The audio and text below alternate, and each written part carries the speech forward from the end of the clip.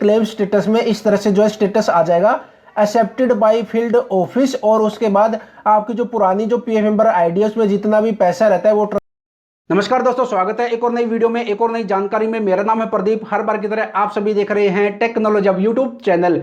और दोस्तों आज की इस वीडियो में मैं आपको बताऊंगा भी और स्टेप बाय स्टेप आपको दिखाऊंगा भी कि अगर आप एक पीएफ अकाउंट खोल रहे हैं और आपकी एक से ज्यादा पीएफ मेंबर आईडी है तो कैसे आप जो है आपकी जो पुरानी जो पीएफ मेंबर आईडी रहती है उसका पैसा करंट में कैसे ट्रांसफर कर सकते हो। आपको दिखाऊं कि कैसे पुरानी पीएफ मेंबर आईडी का पैसा यानी कि ओल्ड पीएफ मेंबर आईडी का पैसा करंट में ट्रांसफर करते हैं। उससे पहले एक सलाह आप सभी को देना चाहूंगा कि जब भी आप पुरानी यानी कि जो ओल्ड पीएफ मेंबर आईडी है उसका पैसा करंट में ट्रांसफर करने की रिक्वेस्ट सबमिट करें, उससे पहले ईपीएफओ का ये जो पासबुक का पोर्टल है यहां पर लॉगिन करके जितनी भी आपकी पुरानी जो पीएफ मेंबर आईडी है, ओल्ड जो पीएफ मेंबर आईडी है उसकी पासबुक आप डाउनलोड कर ले। पीएफ का पैसा ट्रांसफर करने से पहले जब आप डाउनलोड कर लेंगे तो आपको फायदा क्या होगा, जब आप जितनी भी पीएफ मेंबर आईडी है आपकी पुरानी जो ओल्ड है उसकी पासबुक जब आप डाउनलोड कर लेंगे और जब आप पीएफ ट्रांसफर करने की रिक्वेस्ट सबमिट कर देंगे तो जब आपका पीएफ का पैसा ट्रांसफर हो जाएगा पुरानी पीएफ मेंबर आईडी से करंट में, तो आप मैच कर सकते हो कि भाई पुरानी जो मेरी पीएफ मेंबर आईडी थी उसमें कितना पैसा था और कितना पैसा मेरा ट्रांसफर हुआ है। तो आपको ये बेनिफिट रहेगा, आप मैच कर सकते हो, आपके मन में कोई भी कंफ्यूजन नहीं रहेगा।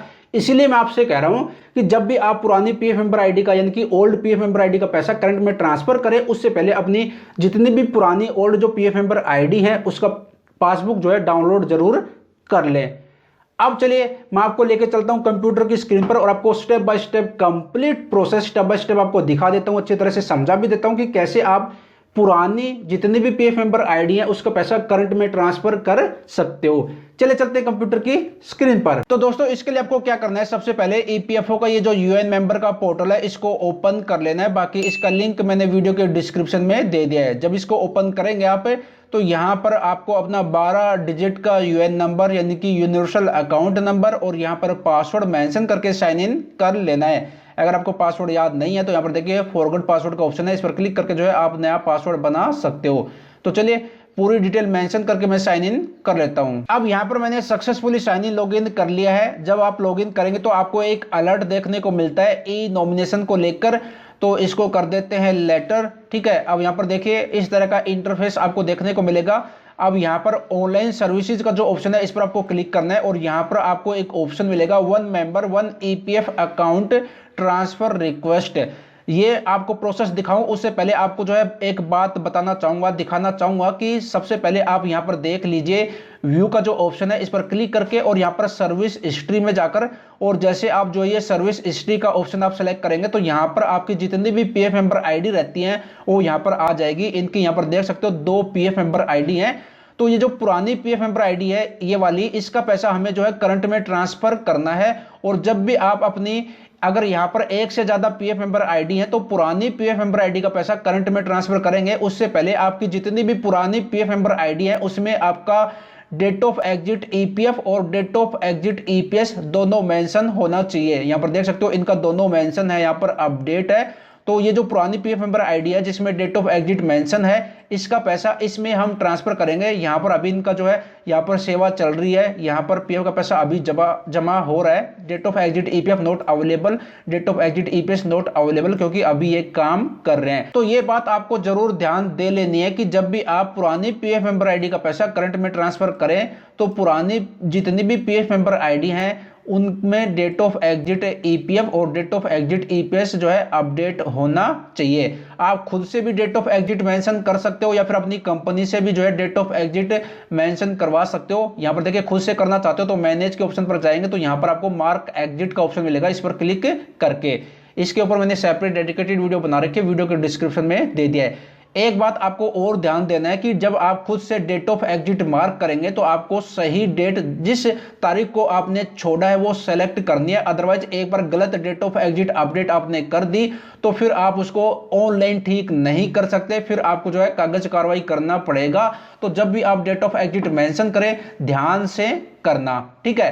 चलिए अब मैं आपको दिखा देता हूं कि कैसे आप पुरानी पीएफ मेंबर आईडी का पैसा करंट में ट्रांसफर कर सकते हो। तो इसके लिए यहां पर देखिए ऑनलाइन सर्विसेज का ऑप्शन है, one member one EPF account transfer request का ऑप्शन है, ये आपको सेलेक्ट करना है। अदरवाइज होम पर जाएंगे तो यहां पर देखिए, तो यहां पर होम पर आ गया हूं, सेम वही जो है पेज आ गया। तो यहां पर देखिए ऑनलाइन सर्विसेज और यहां पर one member one EPF account transfer request, इस पर आपको क्लिक कर देना है। और जब यहां पर क्लिक करेंगे तो यहां पर आपकी पर्सनल इंफॉर्मेशन, यहां पर आपका नाम, bank account number, mobile number, IFSC code, यहां पर ईमेल आईडी, आधार नंबर यहां पर दिखा देगा। और यहां पर नीचे की तरफ आएंगे तो यहां पर details of present account into which transfer will be affected, यानी कि यहां पर जो आपका करंट में जो पीएफ अकाउंट रहता है उसकी डिटेल यहां पर मेंशन रहेगी, यानी कि जो आप पीएफ का पैसा ट्रांसफर कर रहे हैं वो इस अकाउंट में आएगा, इस अकाउंट में ट्रांसफर होगा। ठीक है, अब यहां पर देखिए, अब यहां पर आपको जो है 2 स्टेप फॉलो करने हैं, स्टेप 1 स्टेप 2। पहला स्टेप है select details of previous account which are to be transferred. तो यहां पर आपको यहां पर देखिए या तो पीएफ मेंबर आईडी दे सकते हो या फिर अपना जो यूएन नंबर रहता है यहां पर जो मेंशन रहता है ये आप यहां पर दे सकते हो। और यहां पर आपको सेलेक्ट करना है कि आपकी जो रिक्वेस्ट है आपकी पुरानी कंपनी के पास जानी चाहिए या फिर प्रेजेंट कंपनी के पास। तो यहां पर मैं आपको यही सजेस्ट करूंगा कि आप जो है प्रेजेंट एम्प्लॉयर ही आप जो है सेलेक्ट कीजिए।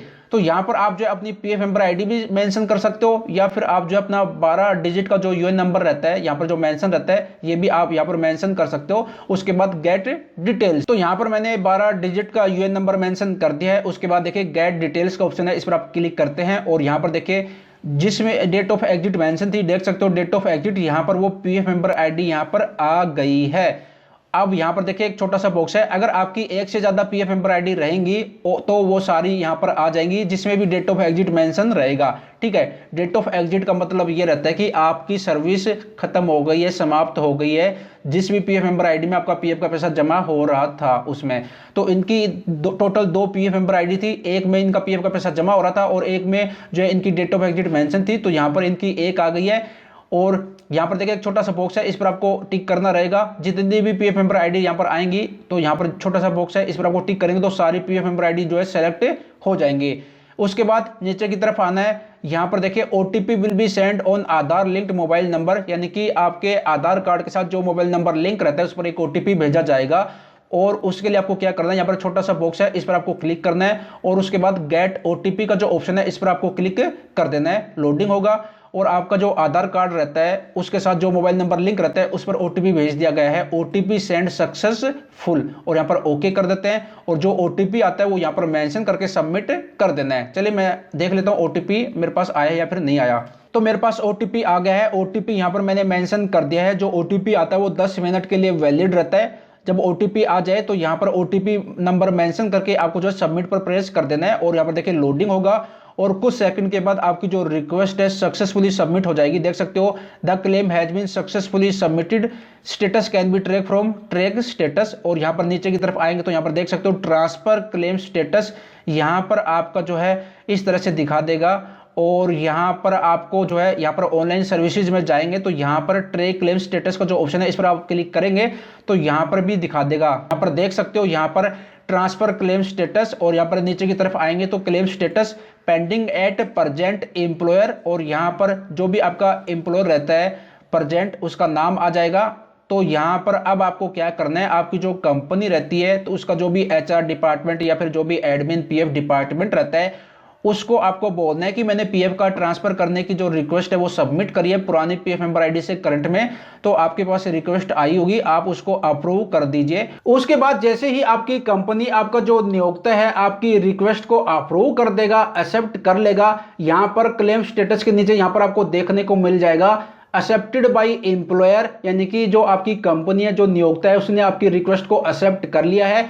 और यहां पर दिखा देगा पेंडिंग एट फील्ड ऑफिस, यानी कि अब जो है आपकी रिक्वेस्ट ईपीएफओ के पास पहुंच गई है, ईपीएफओ के उस फील्ड ऑफिस में, उस क्षेत्रीय कार्यालय में जहां पर आपका पीएफ अकाउंट है। उसके बाद जैसे ही आपकी रिक्वेस्ट को पीएफ ट्रांसफर करने की रिक्वेस्ट को ईपीएफओ की तरफ से अप्रूव किया जाएगा, एक्सेप्ट किया जाएगा। यहां पर देखिए क्लेम स्टेटस में इस तरह से जो है स्टेटस आ जाएगा एक्सेप्टेड बाय फील्ड ऑफिस, और उसके बाद आपकी जो पुरानी जो पीएफ मेंबर आईडी है उसमें जितना भी पैसा रहता है वो ट्रांसफर कर दिया जाता है आपकी करंट पीएफ मेंबर आईडी में। यहाँ पर स्टेटस दिखा देगा, क्लेम स्टेटस देख सकते हो एक्सेप्टेड बाय फील्ड ऑफिस, यानी कि ईपीएफओ की तरफ से आपकी रिक्वेस्ट को एक्सेप्ट कर लिया गया है। पीएफ का पैसा ट्रांसफर करने की रिक्वेस्ट को। उसके बाद आपकी जितनी भी जो पीएफ मेंबर आईडी रहती है, पुरानी ओल्ड जो पीएफ मेंबर आईडी रहती है, उसका सारा पैसा करंट में ट्रांसफर हो जाएगा। अब यहां पर एक बात और मैं आपको बता देता हूं कि जब भी आपका पुरानी पीएफ मेंबर आईडी का पैसा करंट में जब ट्रांसफर होगा तो ओनली पीएफ का पैसा ट्रांसफर होता है एम्प्लॉय शेयर और एम्प्लॉयर शेयर। पेंशन का पैसा ट्रांसफर नहीं होता। पेंशन के केस में ओनली सर्विस हिस्ट्री ट्रांसफर होती है। तो आपको घबराना नहीं है। कहीं आप सोचो कि यार मैंने ट्रांसफर करने की रिक्वेस्ट तो डाल दी है बट मेरा पीएफ का पैसा ही ट्रांसफर हुआ है, पेंशन का पैसा तो पासबुक में अभी दिखाई रहा है। तो पेंशन का पैसा कभी भी ट्रांसफर नहीं होता। पेंशन में आपकी जो पेंशन के केस में जो सर्विस हिस्ट्री रहती है वो ही ट्रांसफर होती है। पीएफ में आपका एम्प्लॉय और एम्प्लॉयर शेयर जो अमाउंट रहती है वो ट्रांसफर हो जाता है। बट जब भी आप फॉर्म 1910C अप्लाई करेंगे, पेंशन का पैसा विड्रॉ करने के लिए फॉर्म 10C अप्लाई करेंगे, तो पुरानी जो पीएफ मेंबर आईडी में आपका पेंशन का जो पैसा रहता है वो सारा विड्रॉ हो जाएगा, आपके अकाउंट में आ जाएगा। तो इस तरह से आप जो है अपनी पुरानी जो पीएफ मेंबर आईडी रहती है उसका पैसा करंट में आप ट्रांसफर कर सकते हो। मैंने आपको जो है कंप्लीट लेटेस्ट प्रोसेस 2022 का आपको दिखा दिया और अच्छी तरह से समझा भी दिया। आशा करता हूं ये जानकारी आपको पसंद आई होगी और इसके बावजूद भी अगर आपके मन में कोई डाउट रह जाता है तो कमेंट बॉक्स में कमेंट कर देना। मैं पूरी कोशिश करूंगा आपका जो भी कमेंट रहे, उसका जो भी आपका सवाल रहे उसका आंसर देने की।